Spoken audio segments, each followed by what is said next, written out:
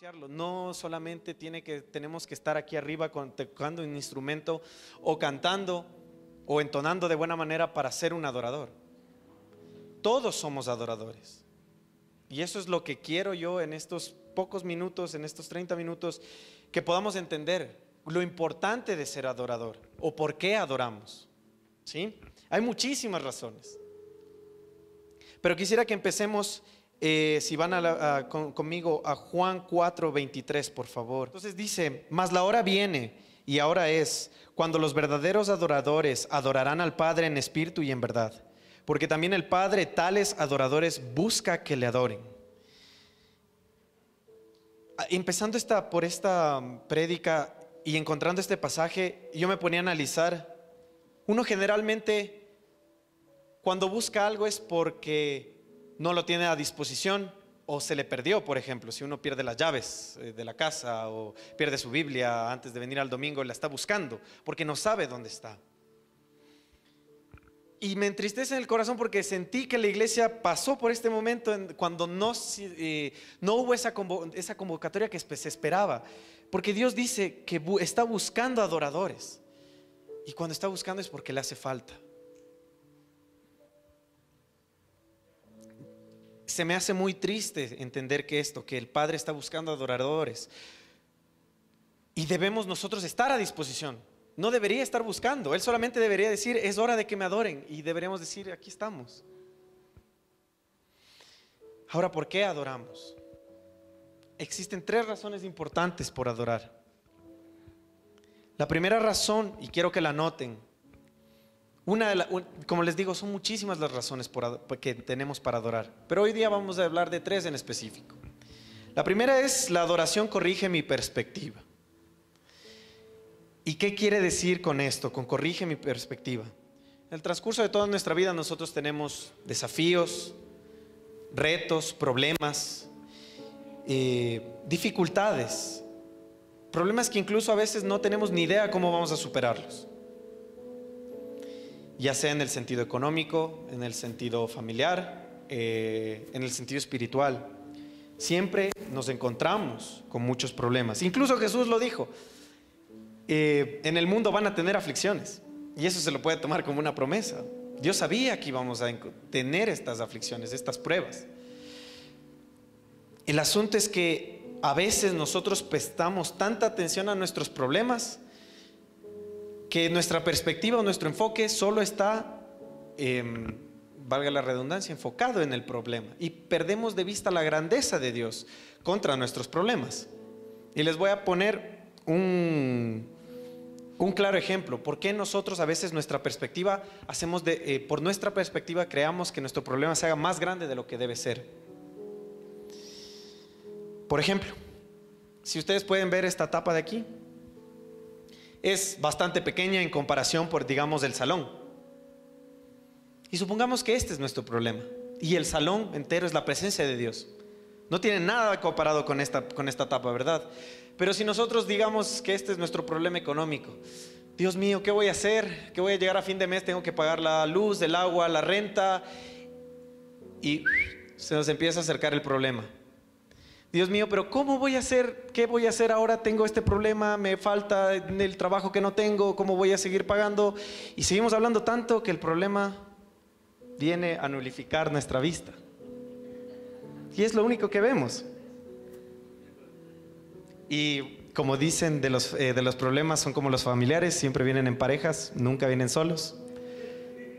Y estábamos diciendo: pero ya estoy con este problema y ahora se me viene esta aflicción, qué sé yo, médica que me prescribió el médico. ¿Y cómo voy a hacer si no tengo ni plata para pagar el arriendo? ¿Cómo voy a pagar los gastos médicos? Y a la final no terminamos viendo absolutamente nada. Solamente podemos ver nuestros problemas. Y aquí es cuando los cristianos empiezan a decir cosas como: ¿y dónde está Dios? Yo no le veo. Y perdemos el enfoque. Pero cuando nosotros declaramos con nuestra boca en adoración: cuán grande es Dios. Hay una canción, ¿no? Cuán grande es Dios, cántale. Cuán grande es Dios. Se va quitando nuestra perspectiva. El problema se va haciendo más pequeño cada vez. Va tomando el lugar que corresponde. Por eso necesitamos adorar y declarar cuán grande es Dios. Así podemos enfocarnos en Él y nuestros problemas vuelven a ser pequeños. Amén. Corregimos nuestra perspectiva. Y hablando de la canción, cuán grande es Dios, cántale, cuán grande es Dios. ¿Ustedes creen que nosotros cantamos eso porque a Dios se le olvida que es grande? Porque Él dice, chúticas, en la Iglesia Cristiana de Dios de Misiones dicen que soy grande, se me había olvidado. No, es para recordarnos a nosotros mismos lo grande que es Dios, porque a nosotros constantemente se nos olvida cuán grande es Él. Es por eso que nosotros debemos estar en constante adoración, en espíritu y en verdad. Adoramos y declaramos eso para recordarnos cuán grande es Dios. Esa es la primera razón. Ahora quisiera contarles la segunda razón. La adoración me permite tener un espíritu de agradecimiento. Anótelo, por favor. Y de paso busque Salmos 104. Ahora, antes de que lo lean, quiero que me regresen a ver un rato y respondan esta pregunta. ¿Cuál creen que será? ¿Por qué es tan importante tener un espíritu de agradecimiento? Y la respuesta está en este versículo específicamente. Entrad por sus puertas con acción de gracias, por sus atrios con alabanzas, alabadle y bendecid su nombre. Entonces, ¿qué quiere decir esto? Que el agradecimiento es una puerta por donde entramos nosotros para llegar a la presencia de Dios. Es una hermosa puerta. O además, ¿y cuántos quieren llegar a la presencia de Dios? ¿Perdón? Algo un poco más fuerte, hermanos. Ustedes ya saben, una de las puertas es entrar con acción de gracias. Porque nosotros en el mundo nos hemos encontrado con muchísima, o acaso usted sabe, también conoce gente que se queja por todo, gente negativa, gente quejumbrosa. Y por favor no mire al lado ahorita, solo míreme a mí. No responde eso. Pero conocemos a esa gente. Conocemos gente que se la pasa reclamando, se la pasa, le ve el lado negativo a todas las cosas. Cuando existe un reto ya lo ve por derrotado. Y esa no es la acción correcta de un cristiano. Ese no es el espíritu correcto de un cristiano. ¿O a poco ustedes creen que alguien quejumbroso va a llegar al cielo y va a decir, estas calles de oro que están por aquí, ¿qué tanto se gastó Dios en despilfarrar el oro? Y esas coronas que tienen, ¿por qué yo no tengo tantas? No va a haber nadie así. Todos vamos a estar agradecidos y diciendo, muchísimas gracias, primero porque me diste la salvación, porque me escogiste a mí,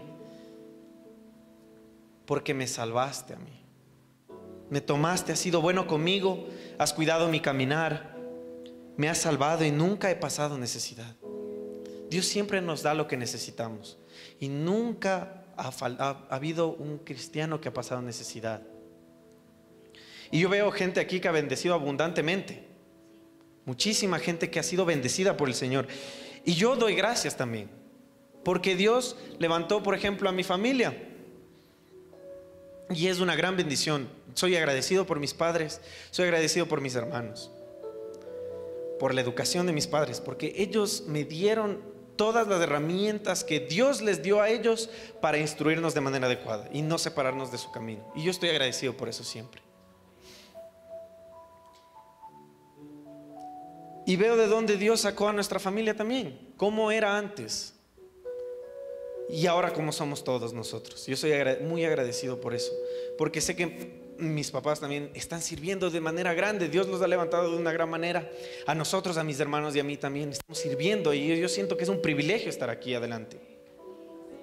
Que aunque a veces me da recelo y todavía no estoy entrando en confianza en las prédicas y todo, pero a veces Dios me da ánimo y me hace tener esta gratitud de tener este privilegio de estar aquí compartiéndoles esto. Y usted también. Por eso hay estas canciones tan lindas. Otra canción que nosotros siempre cantamos constantemente en acción de gracias. Gracias, mi Señor. Gracias, mi Señor Jesús. Gracias por lo que me has dado, Señor. Usted también tiene que ser agradecido de mi familia, de mi trabajo, porque nunca me ha faltado pan. Por mi iglesia, Señor, gracias por esta hermosa iglesia que tenemos, que ha sido duro, ha costado sudor, lágrimas, oración, rodillas. Y en los momentos más difíciles, hace muchos años que éramos una iglesia, que éramos una célula nada más, no pensábamos que había gente que dudaba muchísimo del crecer de esta iglesia. Y gracias a Dios por la vida de nuestros pastores, que siempre estaban con esa acción de gracias. Yo agradezco por la vida que Dios me ha dado y por su vida, porque están aquí con un propósito. No se olviden, la adoración me da ese espíritu de acción de gracias. ¿Sí? Y finalmente, la tercera razón, la adoración moviliza los ejércitos de Dios a mi favor. ¿Entienden un poco el poder? Esta es la que más me llama a mí la atención y la que más me mueve cuando estamos adorando, cuando estamos aquí adelante y vemos a la gente como hoy. Por eso les decía, fue algo súper lindo hoy, porque sentía eso. ¿Y qué quiere decir que moviliza? Usted debe entender que al alabar a Dios, Dios conoce las necesidades que uno está pasando, sabe nuestras aflicciones, sabe cómo nos estamos sintiendo, lo que estamos pasando. Y al ver que a pesar de todo eso estamos adorando, Dios se conmueve. Eso le conmueve al corazón de Dios de gran manera, porque ve que nuestra fe en Dios está dando fruto por medio de la adoración, que a pesar de cualquier problema estamos aquí alabando y adorando, a pesar de cualquier problema económico, a pesar de que tal vez dejamos un trabajo o una, como nosotros decimos, una chauchita por ahí por venir aquí a la iglesia. Pero en ese momento que Dios ve nuestra fidelidad, Él pone y acciona a nuestro favor sus ejércitos. Amén.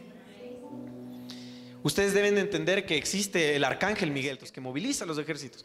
Y cada vez que nosotros estamos en adoración, Dios le da la orden al arcángel y le dice: Miguel, mira a José, mira a Yolanda, mira a Edith, cómo están adorando. Encárgate de hacer la obra y de mover todo al favor de mi hijo. Y yo sé y yo declaro que ustedes, mientras están aquí adorando, Dios está moviendo y poniendo en emoción todas las cosas para arreglar sus problemas. Y eso declárelo y tómelo para su vida. Es algo hermoso que ante estas circunstancias que parecen imposibles, están con las manos levantadas, con el corazón elevado y diciendo: Dios, yo creo en ti y en tu obra. Declaren eso. Es más, si usted demuestra su fe, más grande es la obra de Dios. Sí. Entonces, usted no tiene que entender a veces cómo sucede la obra, cómo funciona esto. Eso no nos corresponde a nosotros. Y aquí viene el ejemplo de Gedeón, que en ese tiempo el pueblo de Israel estaba en guerra. Y venía este pueblo a atacar lo que era un pueblo que no se podía ni contar. Y los israelitas tenían miedo de este pueblo, no podían ni contarlo. Pero Dios le dijo a Gedeón: reúne a toda la gente que puedas, porque vamos a ir a la batalla. Y en esa época no existía ni Facebook, no existían redes sociales para crear un evento y convocar masivamente a todo el pueblo. Pero aún así, Gedeón logró reunir más de 30,000 personas, dice la palabra.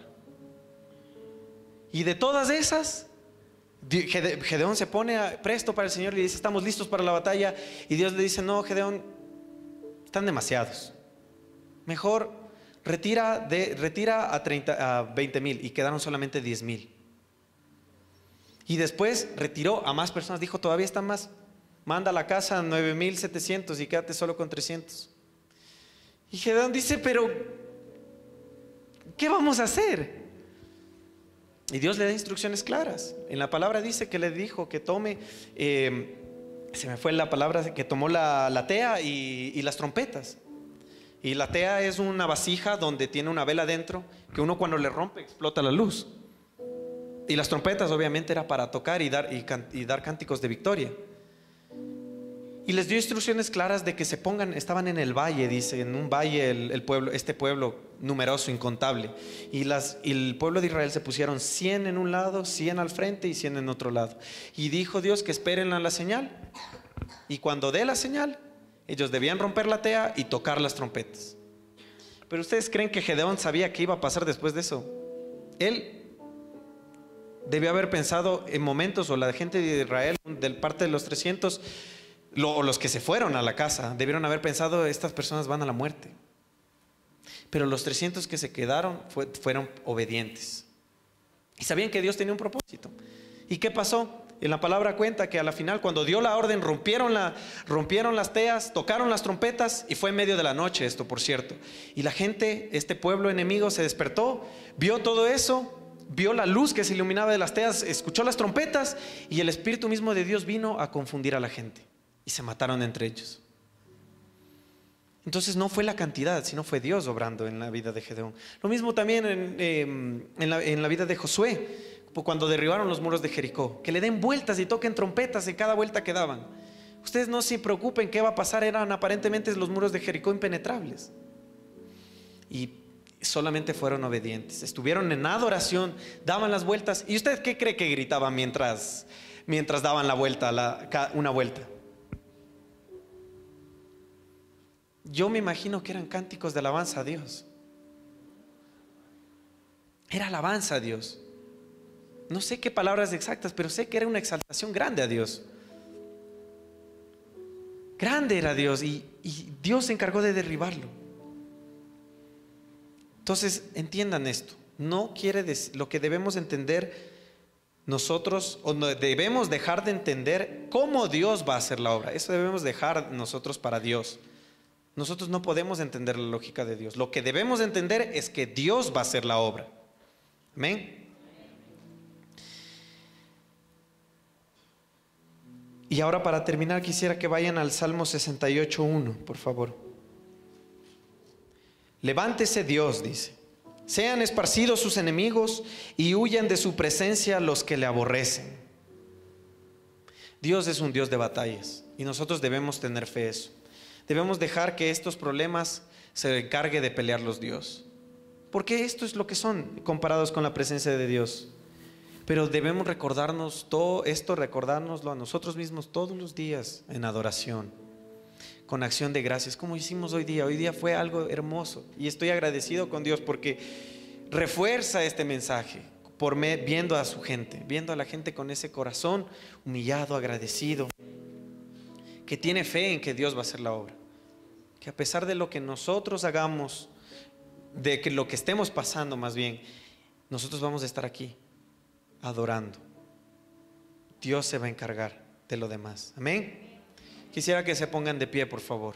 Iglesia Cristiana Dos Hemisferios. Contáctanos al 343-1658 o al 099-8308-192. Encuéntranos en Facebook como Iglesia Cristiana Dos Hemisferios.